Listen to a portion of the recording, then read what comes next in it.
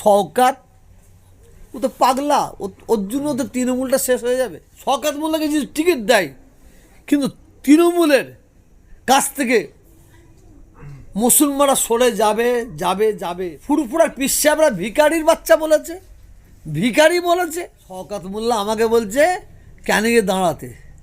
ও ভাষাটা বলছে, ও জানে, ও জানে, ও জানে, ফোচকে জানে, ও পাগলা জানে। মমতা ব্যানার্জি আমাকে একবার নয় কয়েকবার বলেছে, কয়েকবার রাজ্যসভার মেম্বার করতে চেয়েছে। মমতা ব্যানার্জিকে জিজ্ঞাসা করো লিখ না, জিজ্ঞাসা করো লিখ। মমতা ব্যানার্জি আমাকে বসিরহাটে দাঁড়াতে বলেছে, জিজ্ঞাসা করুক না, জিজ্ঞাসা করুক। ববি হাকিম সাহেবকে জিজ্ঞাসা করেন না। মুকুল রায় তিনি এসে বলেছে সুলতান আহমেদ সাহেব মারা গেছে, সেখানে কিছু বলা যায় না। রিকোয়েস্ট করেছে আমাকে রাজ্যসভার মেম্বার করার জন্য। এবং মমতা ব্যানার্জি আমাকে নবান্নতে বসে বলেছে আপনি বসিরহাটটা পিসাব দাঁড়ান না। আমি একটাই জবাব সবাইকে দিছি, কাঁচা আলে তহাসের দিকে পা দেয় না। তবে মমতা ব্যানার্জিকে বলেছি আপনি ভালো কাজ করুন, উন্নয়ন করুন, আপনার পাশে থাকব। যেদিন উন্নয়ন করবেন না, মুসলমানদের অবজ্ঞা করবেন, মুসলমানদের তাচ্ছিল্য করবেন, বাংলার মানুষকে তাচ্ছিল্য করবেন, তখন কিন্তু আপনার বিরুদ্ধে দাঁড়াবো।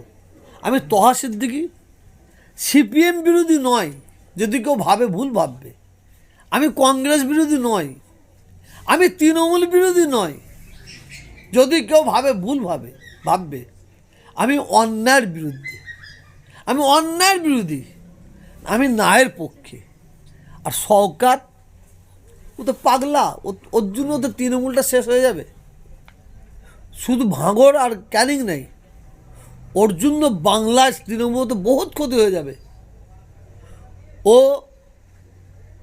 ভারতের দ্বিতীয় মুসলিম তীর্থভূমি ফুরফুরা শরীফ, মুজাদ্দেদ জামান পীর আবু বকর সিদ্দিকী রহমাতুল্লাহ আলাইহি, তাঁর সম্পর্কে কি ছোট বড় কথা বলেছে, তাঁর 5 আওলাদের সম্পর্কে কথা বলেছে, কি ছোট বড় কথা বলেছে, অমিত শাহ থেকে শুরু করে কি না বলেছে। ফুরফুরার পিসাবরা ভিখারির বাচ্চা বলেছে, ভিখারি বলেছে।